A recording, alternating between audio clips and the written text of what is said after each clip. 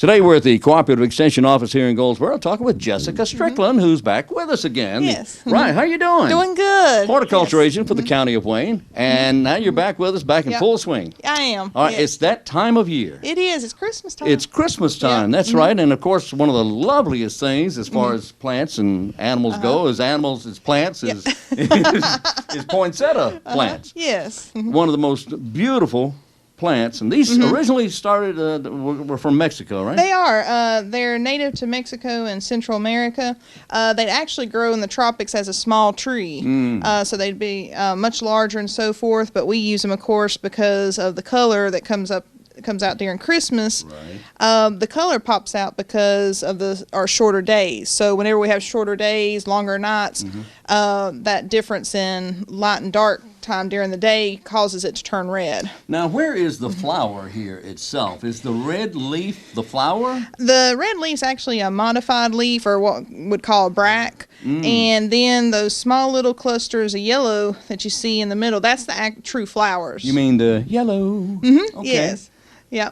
And but this is what we're after with the color. This is what shows up whenever we start getting those shorter days. So this is the flower. So what does a flower do besides just being a flower? Well, that's going to be some of the pollen and such. So use for pollinating or reproductive. There's a lot of programs I know, like with NC State University and such, where they breed poinsettias to come up with new ones. So that's why you see the pinks and whites and the marbled color and variegated. They're always coming up with something new and a little different. Now, how do they do that? That's not a natural thing with poinsettias, is it? No, it's probably a lot of tedious work to see. When they catch one that has a characteristic that's of interest, then they breed that and see if they can keep that characteristic in it.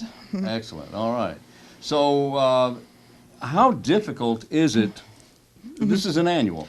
Yeah, for us it's an annual. So for us it's an annual. Yes. In Mexico it's a perennial. That's right. But how difficult is it for us to reproduce these? Well, usually reproducing, I don't know if you could. Most people just simply buy them and then they toss them after they start looking bad and so forth. But you can keep this and let it grow and it'll get larger, and you can keep them year to year.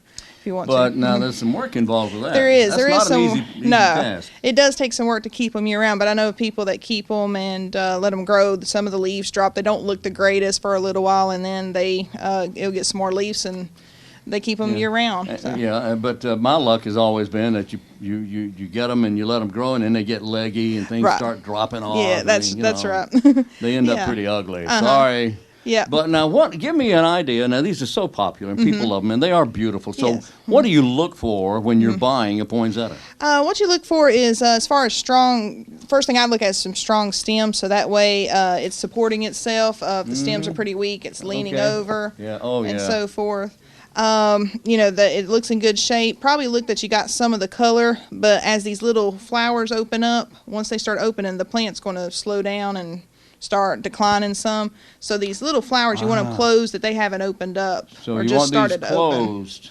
Yeah, and a lot of these are closed. They haven't hardly opened up. So this plant's still going to, could do pretty well for a while. Once the flower opens, these little buds here, once they open, then you start losing some of your leaves and things declining. like that. Okay. Okay. So once you get them home, should you repot it immediately? Most people don't, because most people's using it for decoration. If you're wanting to keep it long term, you might want to repot it not long after Christmas or so forth. If you're just keeping it just for the holidays, then it really doesn't matter too much. Just take it and get That's rid of right. it. So when you do repot it, do you expect it to go ahead and flourish after that? It probably will. It'll probably, a lot of times poinsettias, the leaves drop very easily when there's any changes, so you'll probably get some leaf drop, and then it'll start to grow and bounce back a little. They go through a lot of stress. They do, yeah. They're a little picky or finicky. Yes, picky and finicky. Yeah.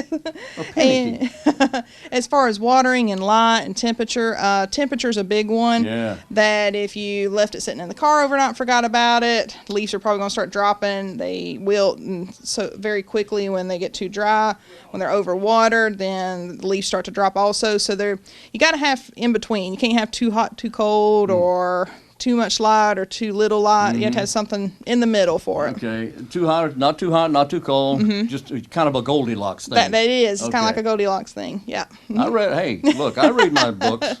Yes. Okay. Now, what about where in the house or where in the home, when you buy and bring this home, you spent your good money for this, you want it to last as long as you can. That's right. So where do you put it? You don't want to put it in direct sunlight. So if you've got a window of direct sunlight, you want to avoid that because it tends to fade the color a little quicker and dries it out a little faster. Other things to avoid is vents, where heat's coming out of stoves, fireplaces, and even like windows or something that has a cold draft, like where a door's open and there's a cold draft coming in. That can cause the leaves to drop too quickly if it's too cold or too hot. A quick or abrupt change in temperature. That's right, will yeah. do it. You don't want it too cold or too hot. Yes. Well, I remember in the day when you were always advised, you never put it on top of a TV. Yeah, because you get a little bit of heat from some of those appliances, and Exactly. that's the problem correct. with that now is you can't put them on TVs anymore because TVs are so thin, they fall off. Yeah, so don't have to worry about that problem. Don't have to worry about that now. But don't put them at or near heated areas, fireplace or space heat or anything like that. That's right. Yes. Okay. So once you get past the holidays, you just want to take a chance. Well, maybe I'll try it and just see what happens. You take it and you bury it in the soil outside. Yeah. Well, if you took it outside, it probably wouldn't make it. If it's still wintertime, still have cold temperatures. They don't handle cold temperatures well because remember it's a tropical plant. That's really. And so you want to keep it inside. You probably want to go ahead and repot it if it's a small container, kind of like this one's. This one's a pretty small one where, it could probably be repotted later on within a couple months or so. And you can repot it, and then, again, the same thing. You don't want it to be too hot, too cold. Find a place that's kind of in between with sunlight and temperature in the house. Okay. So repot it, but you don't want to put it outside right away, not until later in the year. Much later in the year. You want to make sure the chance of frost is passed and so forth before you would set it outside. Which, on average, would be the middle of April. Yes. So, if you do want to try and keep it, you put it in a larger pot after the holidays. What do you do with it then? Because I have heard suggestions you take it and put it in a closet somewhere. Yeah, you do hear that. What that does goes back to where at the beginning we talked about that the color comes from when you have shorter days. And those shorter days is what triggers the hormones in the plant to produce the color. And so getting close to fall and so forth, when our days start to get shorter, you want to mimic that in your house. So we keep our lights on late at night or early in the morning, so that throws that amount of light off on it where it won't produce color on the leaves. So instead you put it in a closet and mimic what's going on outside as far as your hours of daylight and nighttime, and that can trigger it then to start. But you got to do it every day. Okay. What about watering? Now, when you do have it during the Christmas holidays and maybe even beyond that, what do you? How much water does it take? You want to water. The easiest way is simply just to feel the soil. If it feels like it's damp, it's got enough water. You don't want to overwater it where it's really wet.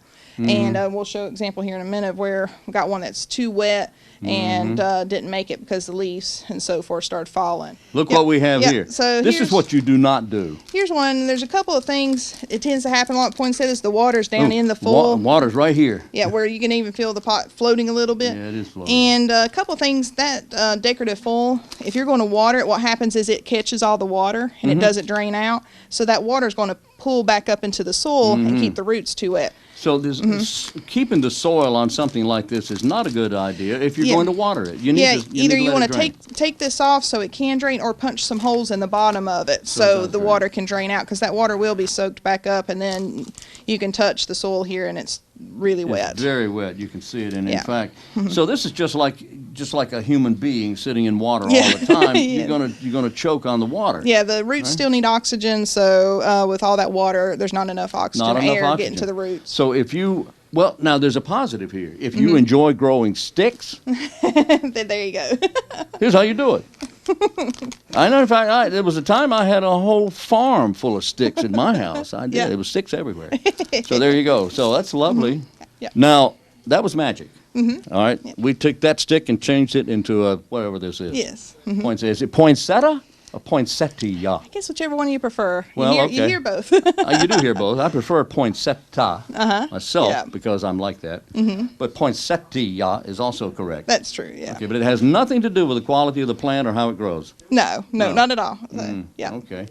Okay. It was, in fact, it was named for the fellow that found it down in Mexico, Dr. Poinsett. Yeah, and I believe, if I remember right, he was first U.S. ambassador for Mexico. Exactly. So last name Poinsett, that's where the name poinsettia comes from. Excellent. All right. Yeah. Now, and you find these everywhere. Mm-hmm. Yes, you do. And again, so look for the bracts that are closed, little buds that are tightly closed up there, and you're going to find yourself a nice plant, right? Yes. Very good. Well, happy holidays. Yes, happy holidays. Merry Christmas. Merry Christmas. Yep. Thank you. Jessica Strickland is the horticulture agent for the County of Wayne on Wayne Goldsboro Television.